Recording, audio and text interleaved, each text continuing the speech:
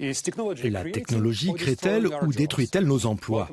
Bienvenue dans Spotlight, je suis Denis Loctier. Les travailleurs sont de plus en plus conscients de la menace que fait peser la robotisation sur leurs emplois. Des véhicules autonomes, sûrs et performants, par exemple, rendront peut-être obsolète le métier de chauffeur routier, ce qui pourrait coûter leur emploi à des millions d'entre eux. En même temps, dans le monde, les gens trouvent de nouvelles opportunités professionnelles, souvent meilleures grâce aux innovations constantes dans l'industrie. Le monde du travail évolue de la vallée du Nil à la Silicon Valley. Regardons quelques exemples.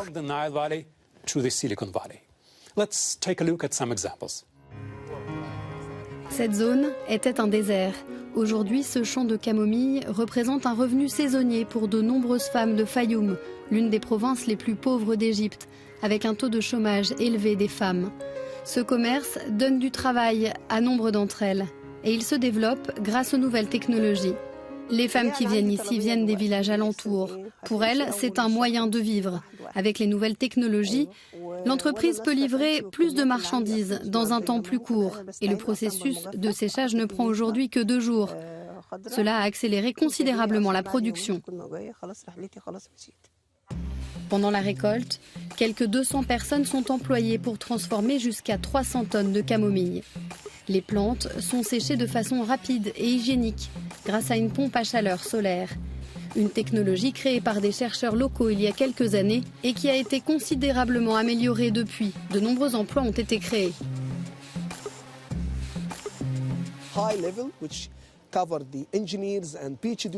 Nous avons créé des emplois de haut niveau qui concernent les ingénieurs et les titulaires d'un doctorat qui travaillent déjà sur le dessin et le contrôle des séchoirs solaires, les ouvriers qui s'occupent de la maintenance et les femmes qui travaillent dans les champs et dont le nombre a énormément augmenté. Les emplois verts sont en hausse dans cette région. Avec les changements climatiques et la diminution des subventions pétrolières, des alternatives plus écologiques ont vu le jour pour relancer les économies locales. On peut exporter plus, donc on peut acheter davantage en local. On emploie plus de personnes pour s'occuper du processus post-récolte, pour le tamisage et l'emballage. C'est toute une activité économique qui est concernée. Selon plusieurs experts, l'évolution de l'Égypte vers une économie plus verte permettra de créer des emplois, de produire des technologies et de bénéficier de meilleurs investissements. Mais cela n'aura-t-il pas un effet inverse sur les emplois ? Du MIT à Harvard, en passant par le secteur dynamique des startups high-tech, Boston est à l'avant-garde des changements apportés par la robotique et l'intelligence artificielle. Ce petit robot utilise un ensemble de capteurs pour déplacer ces plantes en pot et les disposer selon un modèle qui optimise leur croissance. Une tâche jusqu'à présent réservée aux humains. Cette tâche, qui consiste à bouger les plantes, est la pire de toute l'exploitation.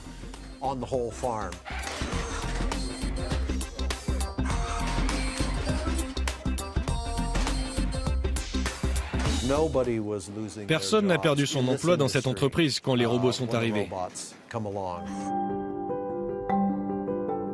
Les industriels affirment que les robots ne tuent pas d'emplois. Mieux, ils aideraient les agriculteurs à employer davantage de personnes qui souhaitent faire quelque chose de plus intéressant que de seulement bouger des plantes.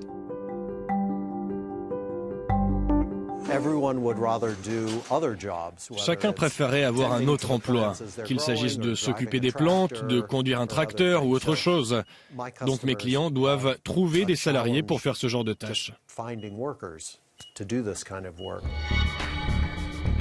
Mais qu'en est-il du futur, quand l'intelligence artificielle rendra les machines encore plus compétentes ? Cette start-up de Boston développe un logiciel qui retient et reconnaît les objets presque comme le cerveau humain le fait. Par exemple, si l'on prend une image de bouteille, il va dire à la machine à quoi ressemble cette bouteille et va être capable de l'identifier de manière fiable. On a réalisé que ce que voulaient les gens, ce sont des cerveaux dans les appareils, pour que ces robots puissent avoir des capacités semblables à un animal ou à des humains. Ces machines savantes peuvent s'avérer très efficaces pour retrouver un enfant perdu, rechercher un animal en danger ou repérer de la rouille sur un pipeline. Mais qu'en est-il des hommes et des femmes qui exécutent ces tâches aujourd'hui ? Ces créateurs voient le remplacement à venir des humains comme une libération. Distribuer un ticket sur l'autoroute ne devrait pas être un emploi pour un humain. Analyser la vidéosurveillance non plus.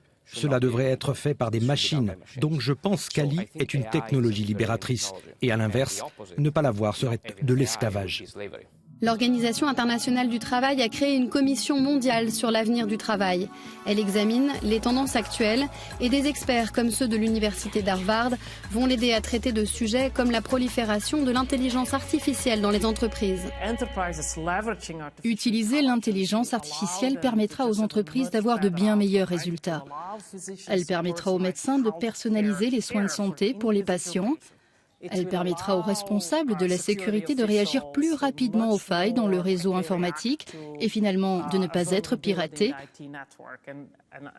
L'intelligence artificielle peut aider dans différents secteurs. Lors de cette réunion à Harvard, chercheurs et pionniers se sont saisis de la grande question de demain, à qui profitera la richesse produite par les machines. Nous devons tous posséder cette nouvelle technologie pour que les profits et les avantages reviennent largement aux gens, plutôt qu'à quelques milliardaires, parce que ceux qui la posséderont seront les gagnants.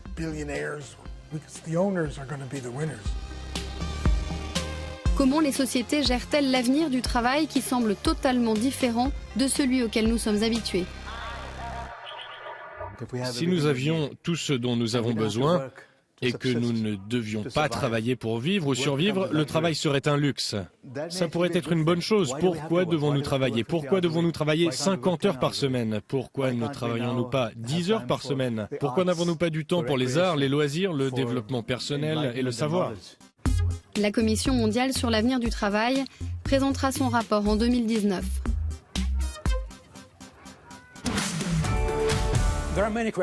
De nombreuses questions n'ont pas encore trouvé de réponse. Guy Ryder est notre invité.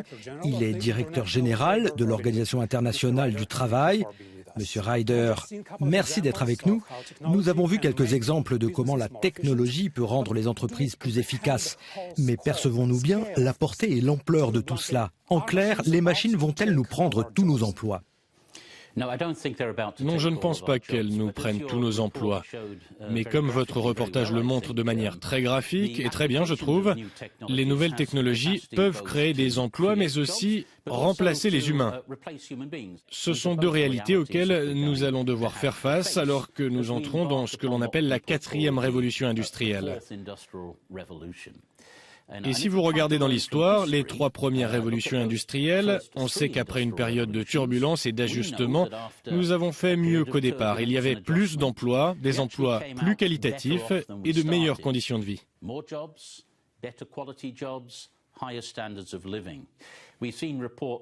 Nous avons vu un rapport selon lequel jusqu'à la moitié ou même parfois plus de la moitié des emplois existants dans les pays industriels pourraient potentiellement être remplacés par des robots. Ils pourraient, cela ne signifie pas qu'ils le seront. Parce qu'il y a de nombreux facteurs contraignants. L'un d'eux est la disponibilité de la technologie et des fonds. L'autre est purement économique. Je pense que nous devons croire que la technologie doit être utilisée pour nous aider à atteindre des objectifs sociaux. Nos objectifs sociaux ne devraient pas être ajustés par les applications technologiques. Cela ne concerne pas que les pays développés, le travail évolue dans le monde entier. Quel est le moteur de ces changements? On ne doit pas penser qu'il n'y a qu'un seul avenir pour nous tous. Si vous allez dans un pays comme le Japon, par exemple, la population vieillit et la main-d'œuvre manque. C'est différent si l'on pense à l'Afrique, l'Asie du Sud, où la population augmente rapidement et où il y a une grande demande pour l'emploi des jeunes.